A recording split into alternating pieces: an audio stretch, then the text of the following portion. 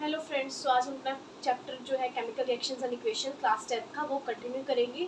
Part 1 में हम सब बेसिक कॉन्सेप्ट्स पढ़ चुके थे इसकी, कैसे इक्वेशन को बैलेंस करें, केमिकल रिएक्शंस क्या होती हैं, ये केमिकल इक्वेशंस क्या होती हैं।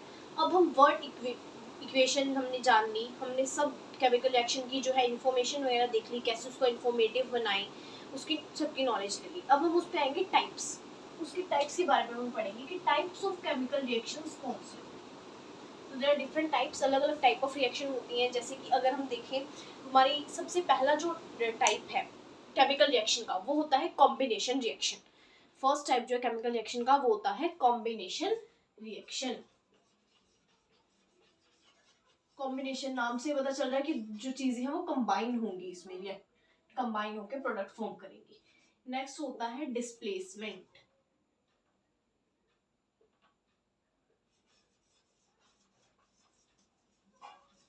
Displacement, double displacement,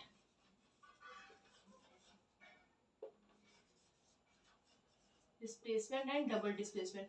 and fourth होती है हमारी डीकम्पोजिशन, जो कि कॉम्बिनेशन का अपोजिट होती है। okay? क्या होगी, पहले कॉम्बिनेशन, नेक्स्ट हमारी हुई डीकम्पोजिशन, फिर displacement and double displacement. Combination, decomposition, displacement and double displacement. अभी तक हमने जो है एक्सोथर्मिक और एंडोथर्मिक पढ़ी थी, वो भी टाइप्स ऑफ रिएक्शन ही है। और एक और टाइप होती है जो कि होती है रिडॉक्स रिएक्शंस। रिडॉक्स का पूरा अलग से एक टॉपिक आएगा, रिडॉक्स रिएक्शन का अलग से चैप्टर भी आएगा क्लास 11 में। तो रिडॉक्स रिएक्शन होते हैं।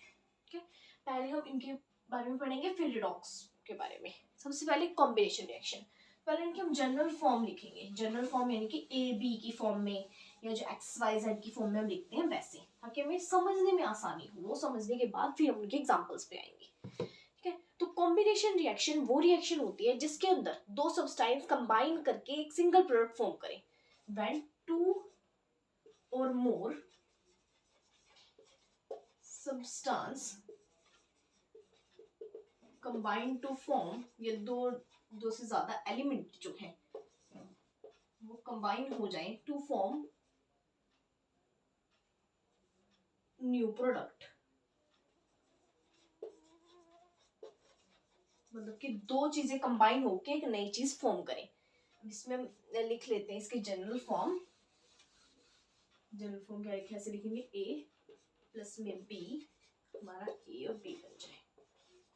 यानी कि ए जो है, ए कोई भी हमारा एलिमेंट हो सकता है, और जो बी है कंबाइन होके हमारा ए बी बन जाए, यानी कि एक नया प्रोडक्ट हमारा बन गया इन एलिमेंट्स को कंबाइन करके। कॉम्बिनेशन रिएक्शन वो रिएक्शन होती है जिसमें दो या दो से ज्यादा सब्सटेंसेस जो है, दो से या दो से ज्यादा जो एलिमेंट्स हैं वो कंबाइन करके कोई नया प्रोडक्ट फॉर्म करे, वो होती है हमारी कॉम्बिनेशन रिएक्शन।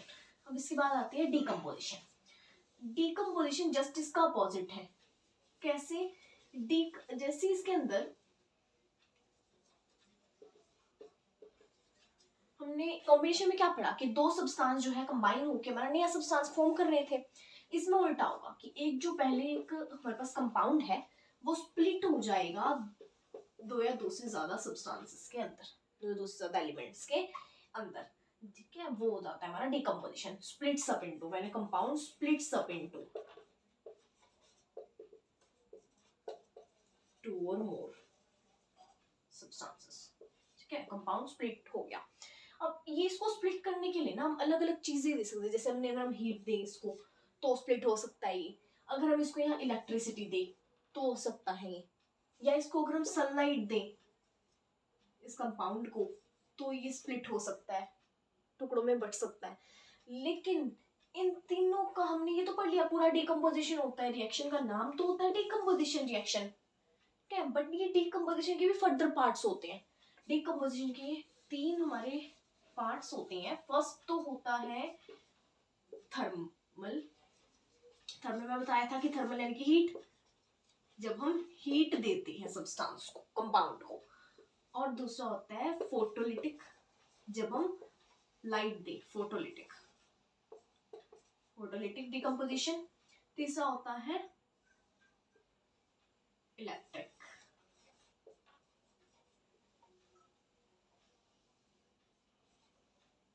यानी कि जिसके अंदर हम इलेक्ट्रिसिटी दे।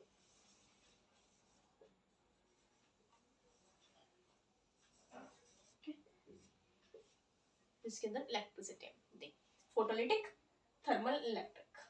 फोटोलिटिक, थर्मल और इलेक्ट्रिक। फोटोलिटिक में हम क्या दे रहे हैं, सनलाइट।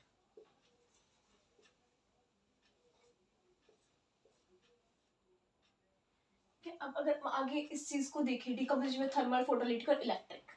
इसमें थर्मल में तो हम ये साइन लगा देते हैं, इलेक्ट्रिक फोटोलिटिक में ऊपर लिख देते हैं सनलाइट एरो के ऊपर, और जो इलेक्ट्रिक है उसमें ऊपर लिख देते हैं, एरो के ऊपर लिख देते हैं इलेक्ट्रिसिटी। वाटर को ब्रेक कर सकते हैं हम इलेक्ट्रिसिटी देके, हाइड्रोजन और ऑक्सीजन के अंदर, वो हमारे इलेक्ट्रिक डिकम्पोजिशन का एग्जांपल है। कि डिकम्पोजिशन के पार्ट्स हैं, डिस्प्लेसमेंट के नहीं है। डिस्प्लेसमेंट अलग एक रिएक्शन है, ये है डिकम्पोजिशन के पार्ट। ठीक है, कॉम्बिनेशन एक वो है कि दो सब्सटेंस हमारे कंबाइन होकर नया एक कंपाउंड बन गया। डिकम्पोजिशन जस्ट उसका अपोजिट है कि एक कंपाउंड था, वो जो है स्प्लिट हो गया दो सब्सटेंसेस में। अब कोई भी चीज हम दे सकते हैं उसको, अगर हम हीट दे रहे हैं तो थर्मल डिकम्पोजिशन है, अगर हम लाइट दे रहे हैं तो फोटोलिटिक है, अगर हम इलेक्ट्रिसिटी दे रहे हैं तो इलेक्ट्रिक डिकम्पोजिशन है। ठीक है, अब अगर आगे इसके और पार्ट देखिए, क्या है डिस्प्लेसमेंट।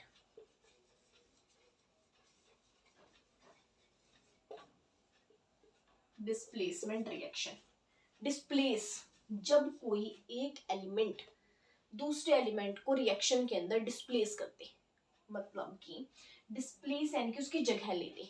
क्या, जैसे अगर हमारे पास यहाँ एक ये है ए हमारे पास एक एलिमेंट है, और इधर है हमारे पास ये कंपाउंड बी है, या बी हमारे पास ए एक एलिमेंट है और हमारे पास कंपाउंड हो गया ये बी डी। अब अगर हम ए को बी डी इसके साथ जब हम रिएक्ट करें, तो ए जो है अगर वो बी की जगह लेके यहाँ ए डी फॉर्म कर ले, और साथ में हमारा बच जाए बी अकेला, इसने ए ने बी की यहाँ पे जगह ले ली। ये जो ए था वो ज्यादा रिएक्टिव था। रिएक्टिविटी सीरीज जो पढ़ेंगे उसके अकॉर्डिंग पता चल जाएगा कौन सा एलिमेंट जो है ज्यादा रिएक्टिव है, कौन सा किसको डिस्प्लेस करेगा। तो जो ए है उसने जब बी की जगह ले ली, यानी कि अब ज्यादा रिएक्टिव ने एलिमेंट ने जब लेस रिएक्टिव की जगह ले ली, कंपाउंड फॉर्म कर लिया और उस बेचारे को अकेला छोड़ दिया। जैसे अब एक पावरफुल इंसान है, वो हम बेंच पे दो फ्रेंड्स बैठे थे, एक पावरफुल वो आया, उसने क्या किया, उस दोनों बेंच वालों को अलग कर दिया कि मैं तेरे से ज्यादा पावरफुल है, चल यहाँ से खड़ा हो, मैं नहीं बैठने दूंगा तुझे इसके पास, मैं अपना अलग से इसके साथ दोस्ती करूंगा, तू अकेला रहे। ये ज्यादा पावरफुल चीज ने कम पावरफुल को हटा दिया, होता है डिस्प्लेसमेंट रिएक्शन। अब डबल डिस्प्लेसमेंट। डबल डिस्प्लेसमेंट भी इसकी तरह ही होता है, पर उसमें डबल हो रहा है डिस्प्लेसमेंट, यानी कि दो चीजों का डिस्प्लेसमेंट हो रहा है। मतलब इसमें तो एक ही चीज डिस्प्लेस कर रही थी दूसरी को, बट इसमें वो डबल होता है डबल डिस्प्लेसमेंट में।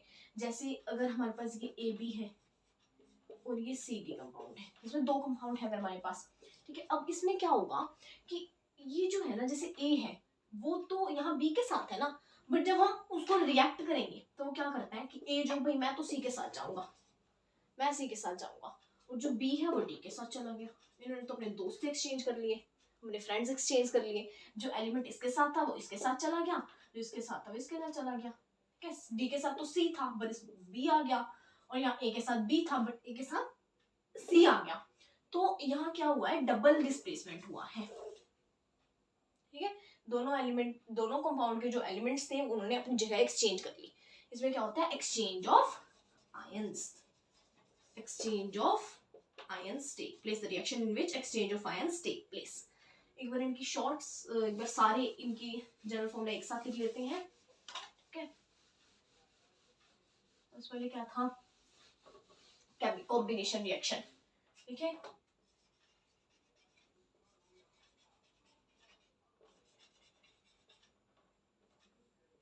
कॉम्बिनेशन। कॉम्बिनेशन पे जनरल हमने क्या लिखी थी कि ए के साथ बी रिएक्ट कर रहा है फॉर्म करने के लिए बी। ठीक है, दो चीजें रिएक्ट कर रही हैं एक नया कंपाउंड फॉर्म करने के लिए। दूसरा आएगा डीकंपोजिशन। डीकंपोजिशन, डीकंपोजिशन में क्या होगा कि एक नया जो कंपाउंड है जैसे ए बी, वो स्प्लिट हो गया ए और बी में। फिर आता है डिस्प्लेसमेंट। एक जो ज्यादा रिएक्टिव जो मेटल था, ज्यादा रिएक्टिव जो एलिमेंट था, उसने क्या किया, लेस वाले को डिस्प्लेस कर दिया। जैसे ए के साथ और ये हमारे पास BD था। ए पहले अकेला था, उसने बी की जगह लेके AD फॉर्म कर लिया और बी बेचारे को अकेला छोड़ दिया। ठीक है, अब है double displacement, exchange of ions.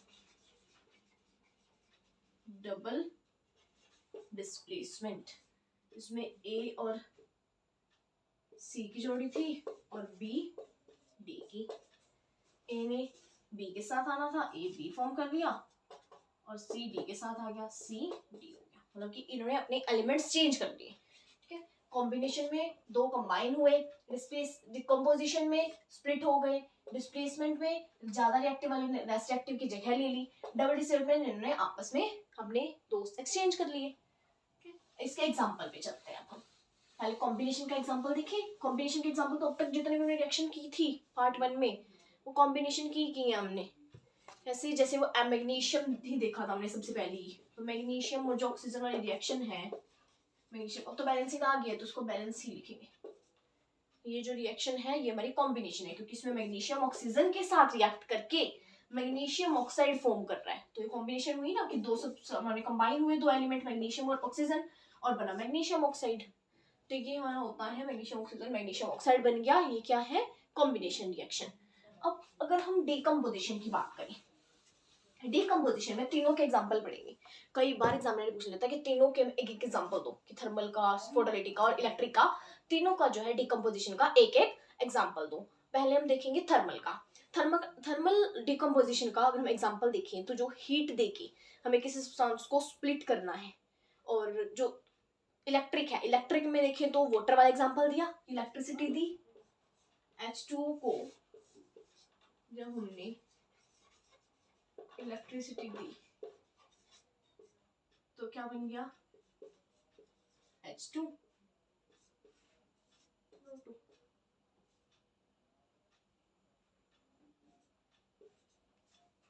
Electricity जब हमने दी वाटर को तो वो हाइड्रोजन और ऑक्सीजन फॉर्म कर लेता है। ठीक है, अब आगे अगर हम देखें तो हम फोटोलिटिक का देख सकते हैं, सनलाइट वाला, सिल्वर क्लोराइड, Ag होता है सिल्वर का सिंबल। तो AgCl को जब हम देते हैं सनलाइट तो बनता है Ag प्लस में Cl।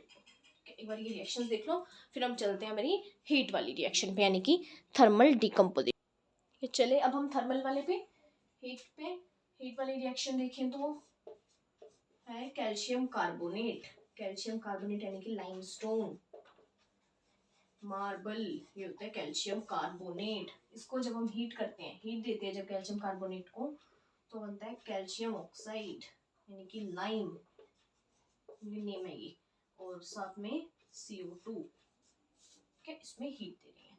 ये तो हमारा इलेक्ट्रिक डिकम्पोजिशन हो गया, ये हो गया फोटोलिटिक, और ये हो गया थर्मल।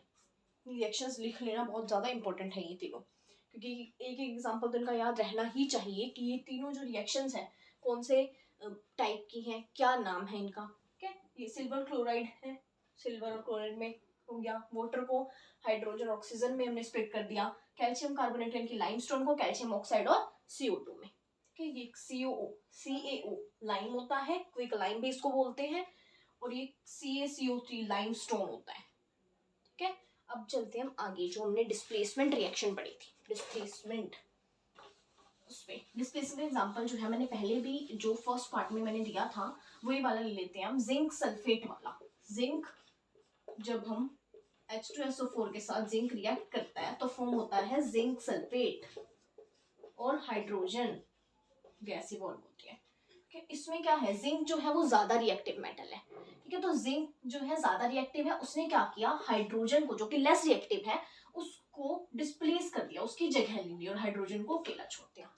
ठीक है, ऐसे ही देखिए अगर हम जिंक और कॉपर सल्फेट की देखें तो यहाँ पे क्या है, जिंक ने कॉपर की जगह लेके जिंक सल्फेट फॉर्म कर लिया और साथ में कॉपर बन गया। और ये रिएक्शन अगर हमें ऐसे दी है कि हमें पता लगाना है, तो हमें पता है कि जिंक यहाँ पे ज्यादा रिएक्टिव है, ये जगह ले लेगा, हमें पता चल गया प्रोडक्ट साइड में, तो यही आएंगे, तो रटने की तो नीड ही नहीं है रिएक्शन को। अब एक एग्जांपल अगर हम देखिए कि कॉपर और जिंक सल्फेट है, क्या ये रिएक्शन होगी? ये कमेंट सेक्शन में ये चीज बताना कि कॉपर और जिंक सल्फेट रिएक्ट कर रहे हैं अगर, तो क्या ये रिएक्शन पॉसिबल है? बस यही है, पॉसिबल या नॉट, हाथ में लिख देना, ठीक है, कमेंट सेक्शन में कि जो कॉपर है वो जिंक सल्फेट से अगर रिएक्ट करे तो क्या ये रिएक्शन पॉसिबल है, मतलब क्या ये कॉपर सल्फेट और जिंक बना लेगा, ठीक है। चलिए अब आगे हम डबल डिस्प्लेसमेंट का एग्जांपल। डबल डिस्प्लेसमेंट में हम देखते हैं कि जो एलिमेंट्स हैं उनमें एक्सचेंज ऑफ आयंस हो रहा है, क्या हो रहा है उनमें, एक्सचेंज ऑफ आयंस। उसका अगर एग्जांपल हम देखें तो हम देख सकते हैं लीड नाइट्रेट और पोटेशियम आयोडाइड वाला, क्या, lead nitrate and potassium iodide.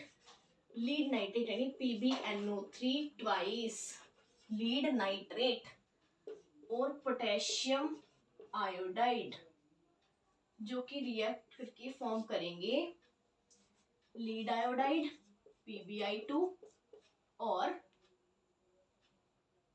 देखो ये डबल डिस्प्लेसमेंट करना है ना, हमें लीड के साथ हम आई को ले आए यानी कि लीड आयोडाइड, फिर नाइट्रेट के साथ के को ले आएंगे यानी कि पोटेशियम नाइट्रेट, कि ये रिएक्शन हो जाएगी। डबल डिस्प्लेसमेंट की रिएक्शंस इन एलिमेंट ने एक दूसरे की जगह ले ली, लीड नाइट्रेट पोटेशियम आयोडाइड, इसमें क्या हो गया, lead iodide potassium nitrate,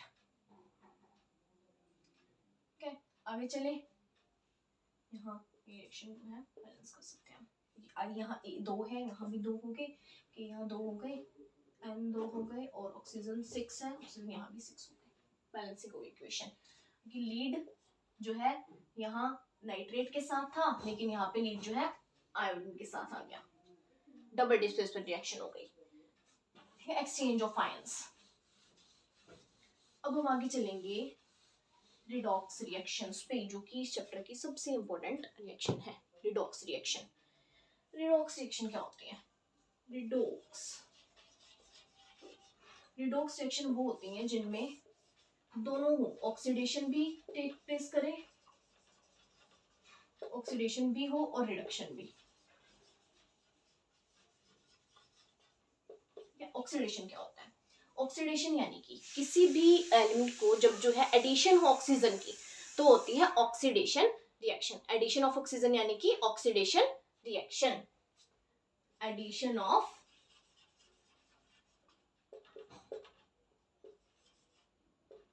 oxygen. लेकिन रिमूवल ऑफ ऑक्सीजन हो, जब कोई रिएक्शन में एक कंपाउंड के साथ ऑक्सीजन था बट वो जब रिएक्ट हो गया तो रिमूवल हो रहा है, डिसअपीयर नहीं हो रहा है, वो किसी दूसरे कंपाउंड के पास जा रहा है, ऐसा नहीं है कि वो डिसअपीयर हो रहा है, क्योंकि बात पहले हो चुकी है कि कोई जो है एलिमेंट वो डिसअपीयर नहीं होता। क्या हो रहा है यहाँ पे, जो वो था रिमूवल का मतलब है कि वो दूसरे किसी कंपाउंड के पास जा रहा है, ऐसा नहीं है कि वो रिमूव हो रहा है, ठीक है। तो रिमूवल ऑफ ऑक्सीजन। हम अगर आगे बात करें, एडिशन ऑफ ऑक्सीजन और रिमूवल ऑफ ऑक्सीजन होता है इसमें, बट हाइड्रोजन का भी रोल होता है। हाइड्रोजन ऑक्सीडेशन में क्या होता है, रिमूवल ऑफ या लॉस ऑफ हाइड्रोजन। क्या होता है, loss of hydrogen, loss of hydrogen होता है, और इसमें रिडक्शन के अंदर रिमूवल हो रहा है ऑक्सीजन का बट हाइड्रोजन का एडिशन होता है, मतलब कि उल्टी हो जाती है ये चीज जो है बिल्कुल, एडिशन ऑफ हाइड्रोजन। इसको याद रखने की ट्रिक है कैसे, ऑक्सीडेशन यानी कि ऑक्सीजन, ऑक्सी आ रहा है ना आगे, ऑक्सीजन मतलब कि एडिशन होगा ऑक्सीजन का। अब इससे एडिशन से भी सारी चीजें याद हो जाएंगी, इसमें ऑक्सीजन का एडिशन हो रहा है तो रिडक्शन में रिमूवल होगा। अब इधर ऑक्सीजन तो ऐड हो रहा है तो जो हाइड्रोजन है वो रिमूव होगा, उल्टी हो रही है हर चीज। और यहाँ पे अगर रिमूव हो रहा है ऑक्सीडेशन के अंदर हाइड्रोजन तो यहाँ पे एडिशन होगा उसका, ये चीजें याद रखने की। क्या, ऑक्सीडेशन के अंदर ऑक्सीजन ऑक्सी आया आगे, ठीक है, तो एडिशन ऑफ ऑक्सीजन हो रहा है मतलब कि, और इसमें बिल्कुल इसका अपोजिट है, रिमूवल ऑफ ऑक्सीजन। अब यहाँ पे एडिशन हो रहा है ऑक्सीजन का लेकिन जो है हाइड्रोजन लॉस हो रहा है, और यहाँ है एडिशन ऑफ हाइड्रोजन और रिमूवल ऑफ, या फिर रिमूवल ऑफ, ठीक है। इसके एग्जांपल हम चलते हैं एग्जांपल्स, और जिसमें दोनों ही रिएक्शन होगी, रिमूवल भी हो गया एडिशन भी हो गया, वो जाती है हमारी रिडॉक्स रिएक्शन, ठीक है। ऑक्सीडेशन रिडक्शन अलग अलग आती है, कई बार ऐसी रिएक्शन भी आ जाती है जो रिडॉक्स हो। अभी हम रिडॉक्स रिएक्शन ही पढ़ेंगे, रिडॉक्स रिएक्शन में क्योंकि दोनों आ जाएंगी, ठीक है। अब एक रिएक्शन लेते हैं, उसको बैलेंस भी कर लेंगे और साथ में एक बार दोबारा रिकॉल हो जाएगी चीज कि बैलेंस कैसे करते हैं इक्वेशंस को। कंफ्यूज नहीं होना है कि कौन सी रिएक्शंस कैसे क्या हो रहा है, कि ये चीजें इसमें वो कर गई, कौन सी में एडिशन हो रहा है, कौन सी में रिमूवल हो रहा है, इन चीज़ों को एक बार अगर याद हो गई तो वो चीज़ याद रखनी है, उसको कंफ्यूजन में नहीं डालना है कि ये चीज़ क्या है और ये क्या है। पहले एक एग्जांपल देखें हम कि हाइड्रोजन और कॉपर ऑक्साइड का, कॉपर ऑक्साइड CuO प्लस में हाइड्रोजन, कॉपर ऑक्साइड प्लस में हाइड्रोजन फॉर्म करेगा कॉपर प्लस में H2O, कॉपर और हाइड्रोजन फॉर्म करेगा कॉपर प्लस में H2O। अब इक्वेशन देख लो बैलेंस है या नहीं है, कैसे करनी है।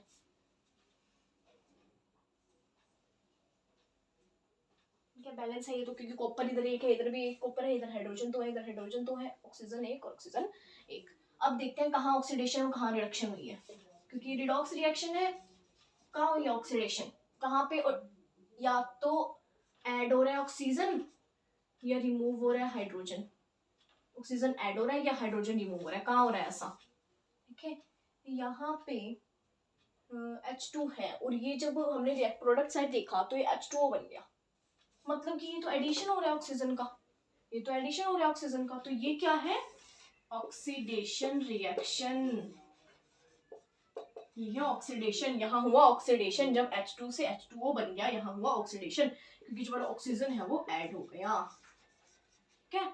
अब रिडक्शन देखते हैं, रिडक्शन कहाँ हुआ, यहाँ ऑक्सीजन था हमारे पास, यहाँ ऑक्सीजन रिमूव हो गया, तो यहाँ तो हमारा रिडक्शन हो गया, क्या हुआ वहाँ, यहाँ पे हो गया कॉपर ऑक्साइड का रिडक्शन, यानी कि जो रिमूव हुआ है ऑक्सीजन, ऑक्सीजन रिमूव हो गया।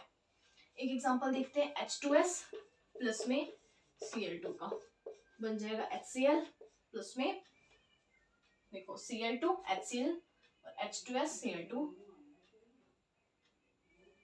हाइड्रोजन सल्फाइड है H2S जो कि रिएक्ट करता है Cl2 के साथ, यहाँ पे Cl2 है, यहाँ Cl1 है, इसको भी हम आगे कंबाइन करेंगे और साथ में बनेगा सल्फर, ठीक है। देखो यहाँ पे 2 है ना Cl, तो यहाँ भी 2 चाहिए, H2 S1 और S1, बैलेंस हो गई।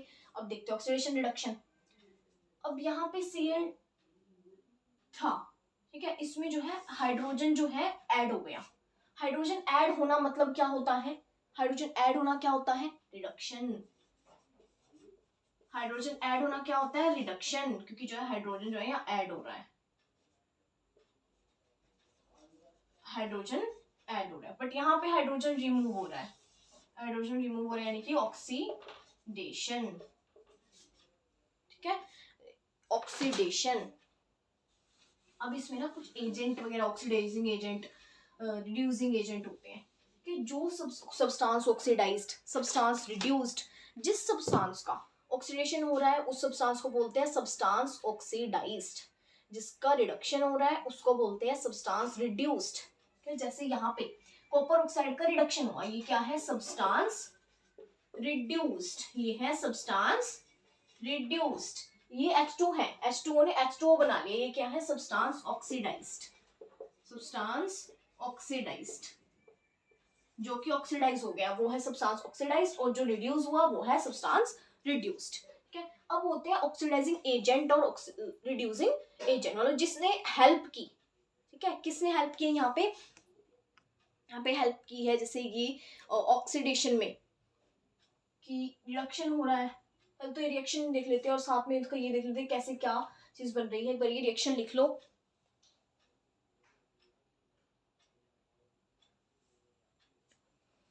ये क्या हो रहा है कि COO है, जो CuO है, यानी कि जो कॉपर ऑक्साइड है वो H2 के साथ रिएक्ट करके कॉपर और वाटर बना रहा है, जिसमें सब्सटेंस रिड्यूस्ड है CuO, और जो सब्सटेंस ऑक्सीडाइज है वो है H2। और एक चीज ध्यान रखनी है, जो सब्सटेंस रिड्यूस या ऑक्सीडाइज या रिड्यूसिंग एजेंट, ऑक्सीडाइजिंग एजेंट जो भी होगा वो रिएक्टेंट साइड में ही होगा, प्रोडक्ट साइड में नहीं होगा वो, इसलिए ये चीज ध्यान में रखना। वो आ जाता है ऑप्शनल क्वेश्चन, आ जाता है उसमें, आ जाता है MCQs में कि कौन सा सब्सटेंस ऑक्सीडाइज हुआ है, कौन सा रिड्यूस हुआ है, ये डेफिनेशन आ सकती है इनकी। अब एजेंट देख लेते हैं, ऑक्सीडाइजिंग एजेंट यानी कि जो खुद रिड्यूस हुआ है वो होता है ऑक्सीडाइजिंग एजेंट, क्योंकि खुद रिड्यूस होकर उसने दूसरे को ऑक्सीडाइज किया ना, तो ऑक्सीडाइजिंग एजेंट वही अपोजिट वाली चीज आ गई। ऑक्सीडाइजिंग एजेंट क्या होगा, जो सब्सटेंस रिड्यूस हुआ है, यानी ये हमारा ऑक्सीडाइजिंग एजेंट है, क्योंकि इसने अपना ऑक्सीजन यहाँ पे दिया है, ठीक है, इससे जो है ये सब्सटेंस रिड्यूस है, जो कि खुद रिड्यूस हो गया, इसने इसको हेल्प कर दी ना, ऑक्सीजन दे दी, तो ये जो है ऑक्सीडाइजिंग एजेंट है और खुद ये रिड्यूस हुआ है। इधर ये ऑक्सीडाइज्ड है, सब्सटेंस जो कि ऑक्सीडाइज्ड, सब्सटेंस ऑक्सीडाइज्ड, और ये क्या हो जाएगा, रिड्यूसिंग एजेंट। रिड्यूसिंग, मतलब ये चीज भी उल्टी होती है, जो सब्सटेंस रिड्यूस होता है वो ऑक्सीडाइजिंग एजेंट होगा हमारा, जो सब्सटेंस ऑक्सीडाइज्ड होगा वो होगा रिड्यूसिंग एजेंट। एक बार फिर से इनकी डेफिनेशन देख लेते हैं, क्योंकि इसमें कई बार कंफ्यूजन आ जाती है कि ऑक्सीडेशन में एडिशन हो रहा है, क्या हो रहा है। फिर तो बता दी मैंने कि ऑक्सीडेशन में ऑक्सी आ रहा है आगे, OXID, इसका मतलब है ऑक्सीजन जो है वो ऐड हो रहा है, ये चीज याद रखो, एडिशन ऑफ ऑक्सीजन, ठीक है। और अगर इसमें एडिशन हो रहा है ऑक्सीजन का तो हाइड्रोजन का रिमूवल है। इस चीज से ऑक्सीडेशन याद होगी, अब रिडक्शन तो बिल्कुल इसका अपोजिट है ना, तो इधर ऑक्सीजन ऐड हो रहा है ना, तो इधर ऑक्सीजन माइनस में है, और इधर मतलब कि रिमूव हो रहा है, लॉस हो रहा है, और इधर हाइड्रोजन जो है लॉस हो रहा है, तो इधर हाइड्रोजन ऐड हो रहा है। क्या सब्सटेंस जिसका रिडक्शन हुआ है वो सब्सटेंस रिड्यूस्ड होगा, जिसका रिडक्शन हुआ है वो क्या होगा, सब्सटेंस रिड्यूस्ड, यानी कि ऑक्सीडाइजिंग एजेंट, ऑक्सीडाइजिंग एजेंट, ठीक है। और जो यहाँ पे सब्सटेंस जो ऑक्सीडाइज्ड है, इनकी जो सब्सटेंस का ऑक्सीडेशन हुआ है वो सब्सटेंस ऑक्सीडाइज्ड और रिड्यूसिंग एजेंट। ठीक है, हमारा क्लास का यही जो है इम्पोर्टेंट था, यहीं पे चैप्टर खत्म होता है। जो आगे की वो टॉपिक है रेंसिडिटी, तो 22 में वो ओमिटेड है, तो वो नहीं करनी है हमें, डिलीटेड है वो। अब आगे ये तो हो गया क्विक रिकैप। एक बार कॉम्बिनेशन में दो सब्सटेंस कंबाइन हो रहे हैं, डीकम्पोजिशन में जो है वो एक स्प्लिट हो रहे हैं, डिस्प्लेसमेंट में जगह ले रहे हैं दूसरे एलिमेंट की, डिस्प्लेस जो ज्यादा रिएक्टिव है वो कम रिएक्टिव की डिस्प्लेस कर देता है, और डबल डिस्प्लेसमेंट में एक्सचेंज ऑफ आयंस होता है। एक्सोथर्मिक में हीट बाहर निकलती है और एंडोथर्मिक में हीट जो है यूज होती है। फोटोसिंथेसिस का एग्जांपल हम देखें तो फोटोसिंथेसिस में हमारी सनलाइट यूज हो रही है, मतलब वो एंडोथर्मिक रिएक्शन है। अगर रेस्पिरेशन देखें उसमें एनर्जी हमें मिल रही है, यानी कि वो एक्सोथर्मिक रिएक्शन है, एनर्जी जो है वो बाहर निकल रही है, तो वो एक्सोथर्मिक रिएक्शन है, जस्ट अपोजिट होते हैं एक दूसरे के, ठीक है। और आगे देखें तो हमने सारे mass of conservation of mass पढ़ लिया, सारी चीजें आ गई है इस चैप्टर की। कुछ भी प्रॉब्लम हो तो आप कमेंट सेक्शन में राइट करें, मैं उसको जो है वहीं पे समझाऊंगी, या फिर कोई उसकी अलग से शॉर्ट्स बना के ले आऊंगी। Thank you and bye.